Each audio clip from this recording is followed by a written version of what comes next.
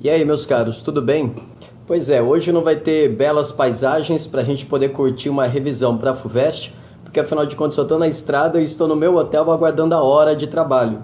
Mas veja só, a primeira dica para nós é em relação ao formato da prova da FUVEST. Conforme combinado, já fizemos uma revisão para a Unesp e depois para a Unicamp. Hoje nós vamos tratar do perfil da prova de História da FUVEST, que tem um viés cronológico. E além disso, vai citar sempre grandes historiadores clássicos para nós. A exemplo de Jean-Pierre Vernant, para poder tratar de Grécia Antiga, a exemplo de Jacques Le Goff, para poder tratar de mundo medieval. E em relação à história do Brasil, você sempre vai encontrar uma citação de Boris Fausto, ou então uma citação de José Murilo de Carvalho. Fiquem tranquilos e tranquilas, porque nós vamos deixar os links desses cabeças aqui na descrição do vídeo.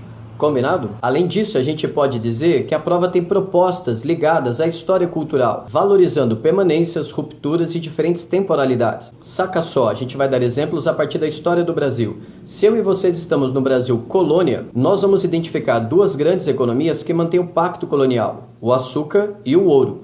Porém, o nosso enfoque deve ficar atento às economias intermediárias, às drogas do sertão, na região norte, à economia do fumo, no recôncavo baiano, e também o bandeirantismo, todas essas economias que garantiram, consolidaram o mercado interno da colônia. Além disso, em relação ao Brasil Império, vale chamar atenção porque o Brasil se torna independente, é uma ruptura política, porém, existe a permanência da escravidão. Perceberam? Permanências e rupturas históricas.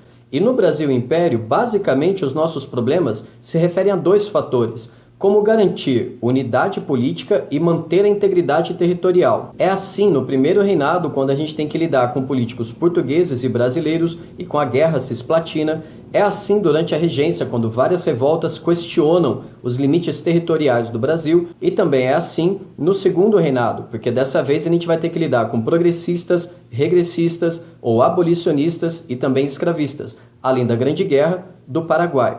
Proclamada a República, apesar da ruptura política, existe ainda a permanência de grandes desigualdades sociais e econômicas. E a gente sabe que ao longo de nossa república, nós tivemos várias fraturas em nossa vida democrática.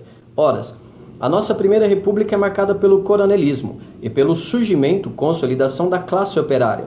Durante a Era Vargas, uma ditadura civil, houve avanços em relação aos direitos sociais. De 1945 até 64, tudo bem, um período democrático, porém de grande instabilidade institucional.